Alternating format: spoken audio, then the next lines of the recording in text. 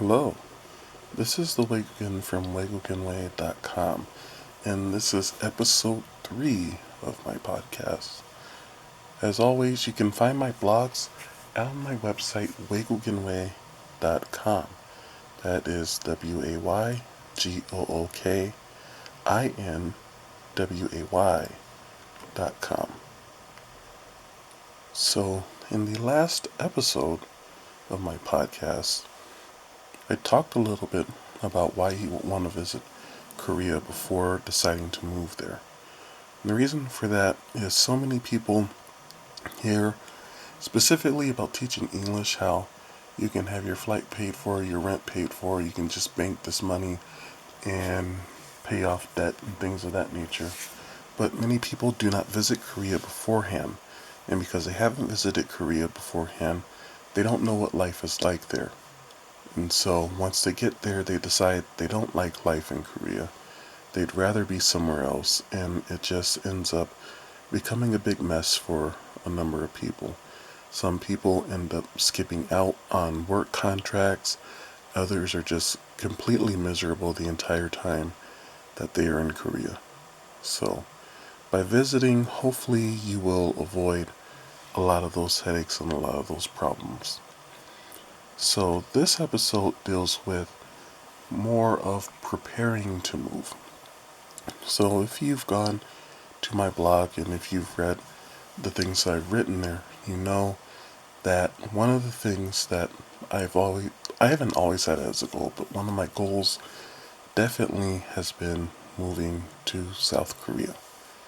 I've been to Seoul, I've been along the southern coast of Korea, and so being in Seoul doesn't bother me at all. Being on the subway, taking a bus, none of that really causes an issue for me. So I have absolutely no problem with big city life in Korea. So what is it that I feel I would need personally in order to be able to get by in Seoul, survive in Seoul, things of that nature that I probably want to take with me before I go. So these are the things that I would do for me. What you would do for you depends on your situation, but this is what I would do for myself. The biggest thing I would say that I would look for is a really good phone. And that seems really odd to people that I would mention a cell phone as the first thing that I would look for. But the reason that I would look for a really good cell phone is that your phone is going to be pretty much your lifeline. Your phone will have Kakao Talk on it, which I'll go into apps on another podcast. But you're going to have your Kakao account, which is how you'll communicate with people a lot of the time. If you can't remember your phone number or you're not comfortable giving someone your phone number, you can always give them your Kakao ID. And Kakao has so many other apps that you can use as well. So having that, having translators, whether it's Google Translate, Papago Translate, which I did a review on my site for, Naver Translate, being able to translate words that you see or even sentences so you could try to communicate with people will be huge. Being able to pay for subway and taxi rides or bus fare via your phone is also something that you would probably do quite commonly living in South Korea. And of course, GPS, trying to figure out how to get from one area to another, what subway stop you need to take, when you need to get off your bus route, things of that nature. Having all of that on one device is definitely a huge advantage now that people didn't have years ago.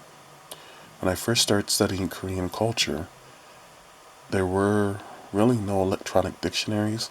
To get a paper dictionary cost over $100 and the closest one was over 1,500 kilometers away from me. So you can definitely see where having all that on a smartphone and having that around with you is a huge, huge plus. So that's why I always tell people a good phone is going to be essential. As for what type of phone to get, a lot of people are either into Samsung phones or they are into Apple phones, iPhones. For me, especially with wanting to move halfway around the world, I don't have $700-800 to spend on a phone. So that rules out iPhones and the latest top of the line Galaxy phone for me. But there are definitely other options that are out there if you are looking to get a good smartphone. The first thing you got to do know is you have to know what features you want in the phone. Are you going to use your camera a lot? Yes or no? If so, are you going to use both the front and the back camera or just the back camera? Are you needing a ton of memory on your phone?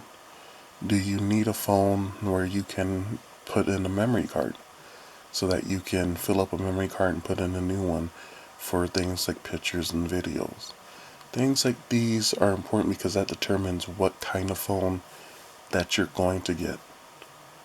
So for me personally, in my usage, I have over 10 gigs worth of apps on my phone, which most people never have that many apps on their phone, but I have so much stuff in English and in Korean to where it's, I want to say close to 11 gigs worth of apps that are currently on my phone. So definitely I need a phone with good amount of memory. So entry level phones would not be the type of phone for me. So there's of course options out there like OnePlus, Motorola, Alcatel One Touch. In some countries there's the Android One program from Google, and they're going to expand that as well, where you can get new phones. And with these carriers, you can get brand new phones, the specs you want, and they're going to be under $500, which any money you can save is going to be a great, great value. So definitely look around. If you're looking for a phone that's used or refurbished, you can check with the phone manufacturer to see if they have any certified pre-owned devices that are basically refurbished, or you can check eBay, you can check Amazon. There's certain phone websites that deal with used phones only. They get them, they refurbish them, they test them. So any way that you can have a phone that you can use is going to be a great, great deal. If you can afford two phones, so you have a backup in case one phone breaks, even better.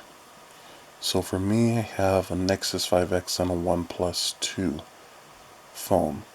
The phone that I use on my daily activities is the OnePlus 2 phone because it has more RAM, it has more internal memory, and therefore better battery life, and it just works very, very well for me. The problem with that phone is the fact that it does not have NFC. NFC stands for Near Field Communication, and that is what enables you to pay for things like your bus fare, your subway rides, taxi rides via your phone. So that's why I'm looking to replace that phone at some point. As far as the amount of RAM I need, 4 gigs suits me just fine, but the Nexus 5X only has 2 gigs, which means it's almost running out of RAM on a daily basis just with normal use for me. So those are small things, but those are things that you want to consider before buying a phone. If you're going to get a used iPhone, I definitely recommend at least 64 gigs. So many people have made the mistake over the years of getting the 16 gig version of an iPhone, and then it runs out of memory. So you don't want to have that problem. You're trying to save money. So having a phone that will have enough memory for you is a big, big deal. Also, if you're somebody living in the US, having the phone unlocked before you go is going to be a really, really big deal. And the reason that I say that is a lot of people get phones, the phones are locked to their carrier, and then they cannot use them with another carrier, and that ends up being a problem. If you buy a phone from the manufacturer directly, you can get it unlocked, which means you can pop in any SIM card that'll fit and go from there. If you have a question about a particular phone model, if it'll work with the phone networks in Korea, there is a website that you do want to check out, and that is willmyphonework.net. That's willmyphonework.net. What you can do, you can search the make and model of the phone that you have, and it'll give you the option to search by country. So you can pick South Korea, and you can select all carriers, and you can see if the phone that you have or if the phone that you want will work on the mobile phone networks in South Korea, whether it's 2G, 3G, or 4G LTE connection. So definitely check out that website before buying any phones, with your money. As for what else I would look for me, I would definitely look for clothes. The reason is, in metric terms, I am about 195 centimeters tall. So if you're in the United States, that works out to, I'm a little bit over 6'4". So there are not a lot of clothing options for a person my height in Korea.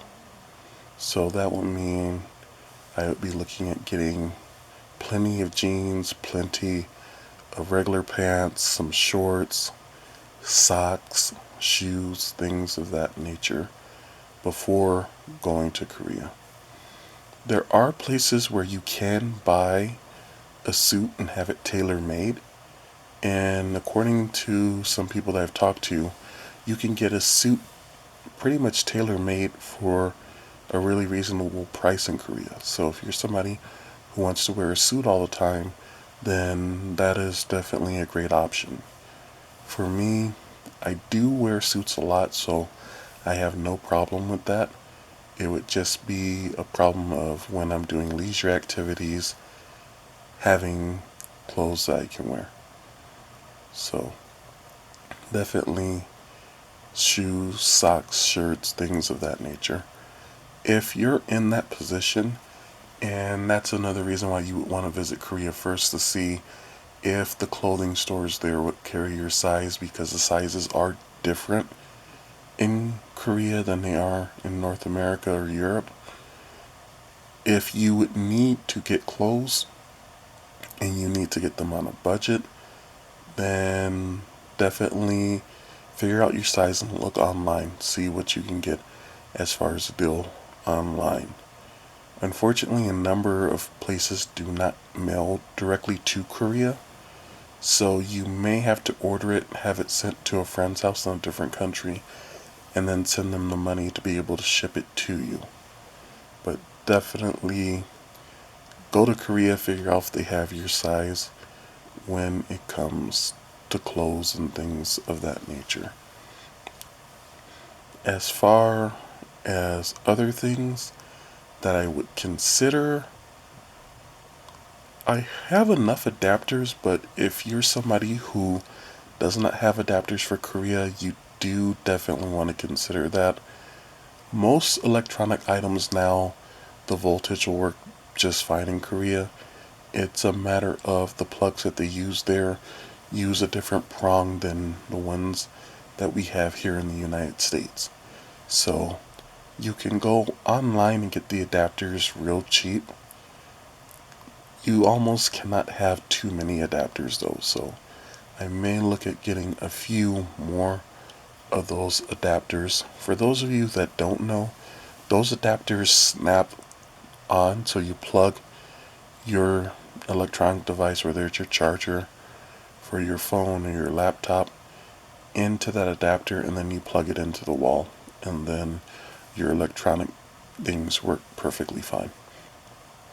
But don't make the mistake of trying to plug it in directly. Actually, the way it's shaped, you're not able to plug it in directly. So that'll be a good thing. But having those adapters. Also, if you already know that you're going to be going to Japan, you can go to China, different areas like that, look for the adapters in the countries that you're going to go to. So that's a big thing that a lot of people end up forgetting about.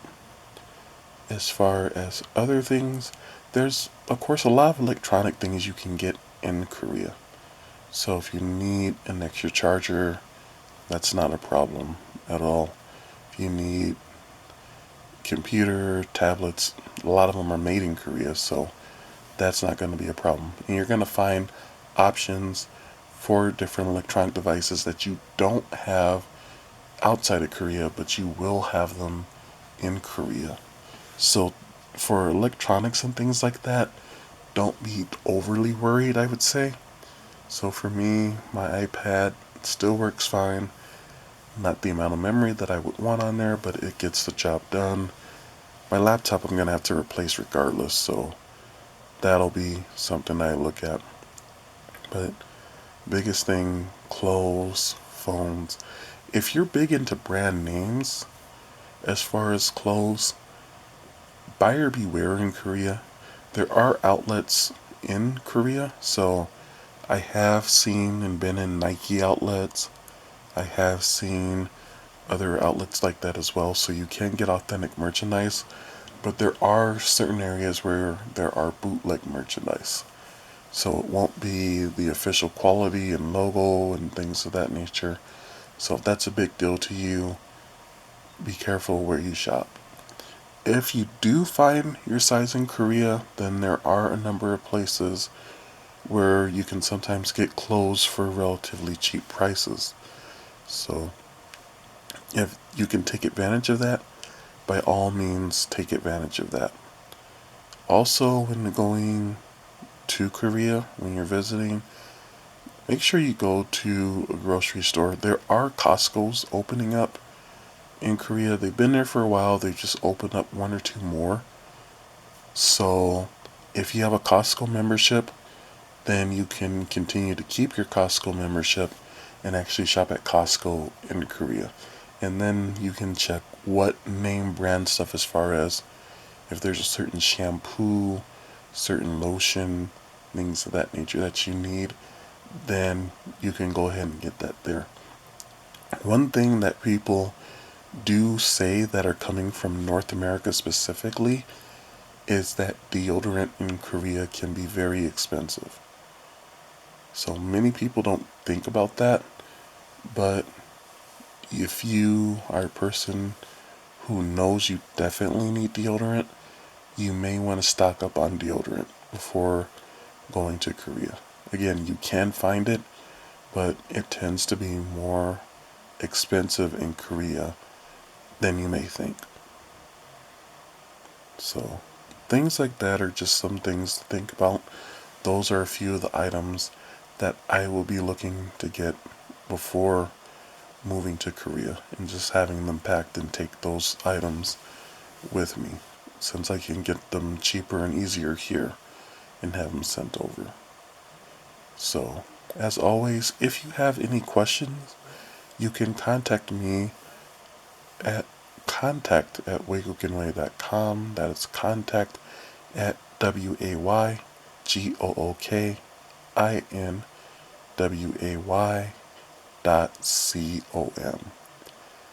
You can also go there and find my social media feeds. If you want to follow me on Twitter, if you want to follow me on Facebook as well. So thanks again for listening. I'll talk to you again in the near future. And remember that the best way to get rid of your nightmares is to live out your dreams. Bye-bye.